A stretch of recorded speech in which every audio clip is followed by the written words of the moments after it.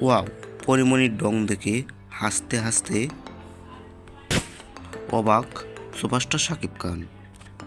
সম্প্রতি গতকাল রাতে ঢাকা ফ্যাশন শোতে এক জমকালো আয়োজন শেষ হয়েছে। সেখানে দেখা যায় পরীমনি টুটি লিপস্টিক দিয়ে প্রেম কিস দিলেন সবাইকে এবং তিনি সবাইকে অবাক করে দিলেন প্র্যাঙ্ক কিসের মাধ্যমে। এবং তার এই অভিনয় দেখে সুপারস্টার শাকিব খান হাসতে হাসতে অবাক। জমকালো এই ফ্যাশন শোতে ছিল সাবিনা নূর ইয়াসমিন, নাবিলা, আরও একজন তারকারা। সত্যি বলতে সবাইকে দেখে অনেক ভালো লাগলো।